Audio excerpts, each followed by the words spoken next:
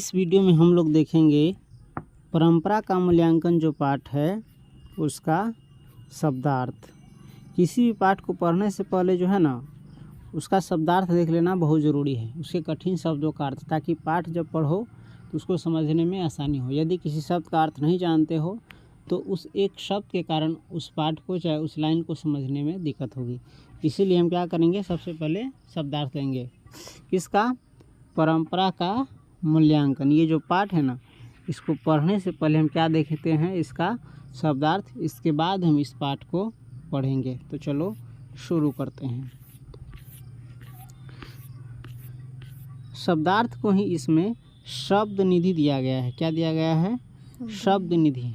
शब्द निधि का अर्थ होता है कोश जिसमें शब्दों का भंडार हो। समझे? इसी को धिया पुता में लिख दिया जाता है शब्दार्थ, यानी शब्दों के अर्थ। इसमें सबसे पहला शब्द है प्रगतिशील आलोचना। कौन सी है?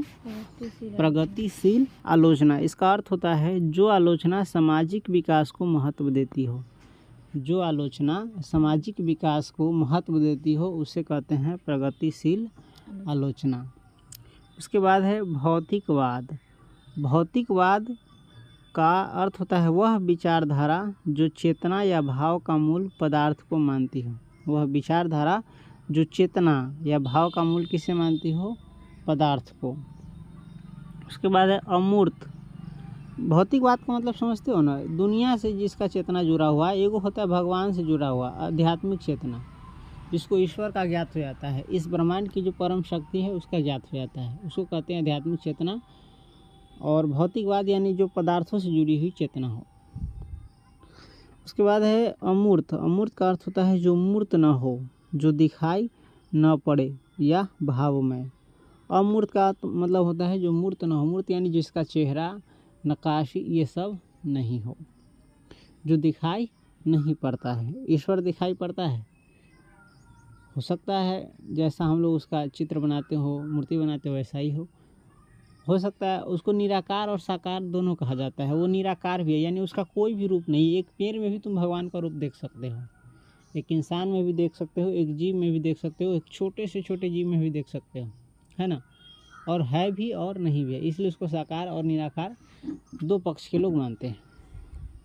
जबकि हर किसी का कुछ न कुछ आकार होता है, तो ईश्वर का भी आकार होगा। भले ही हम ना देखे हो या देखे हो, अलग बात है ना। सबकी अपनी अपनी विचारधारा होती है। उसके बाद है विकासमान। विकासमान का अर्थ होता है विकास करता हुआ।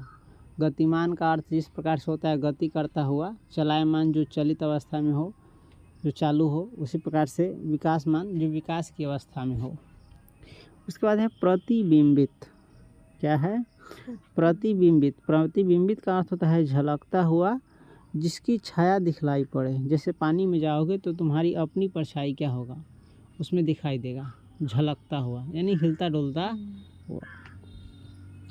उसके बाद है अभ्युदयशील। अभ्युदयशील का अर्थ होता है तरक्की करता हुआ, उन्नतिशील।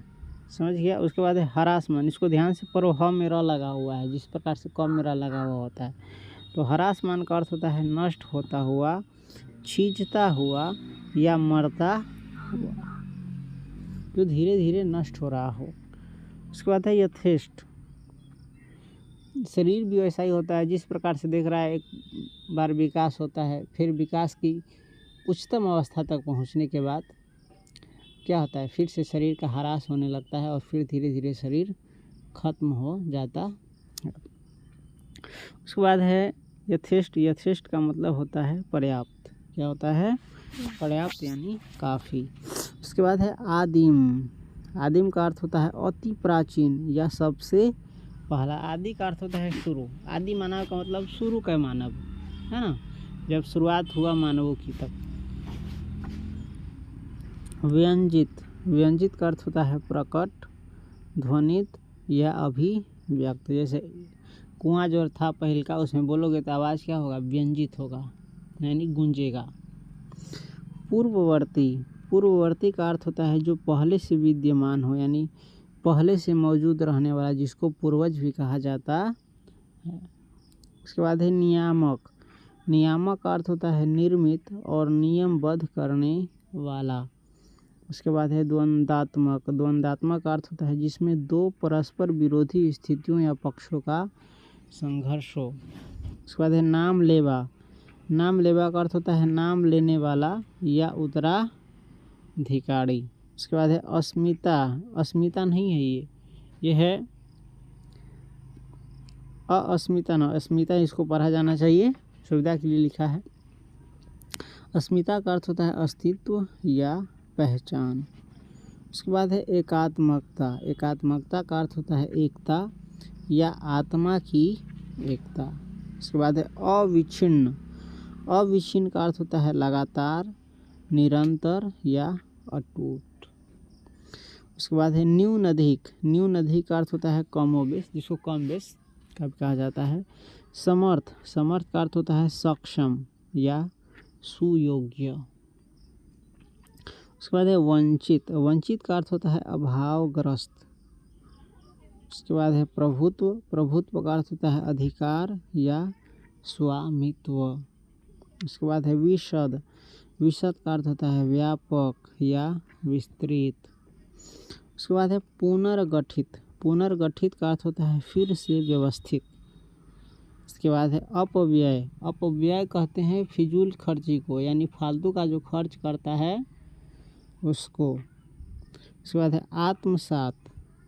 आत्मसात का अर्थ होता है अपना हिस्सा बनाना या अपने में समाहित कर लेना। इस प्रकार से परंपरा का मूल्यांकन जो पाठ है, इसके जो शब्दार्थ है उसको हमने देखा। इसके बाद हम इस पाठ को पढ़ेंगे, है ना, रीडिंग के साथ, और अच्छे से समझेंगे।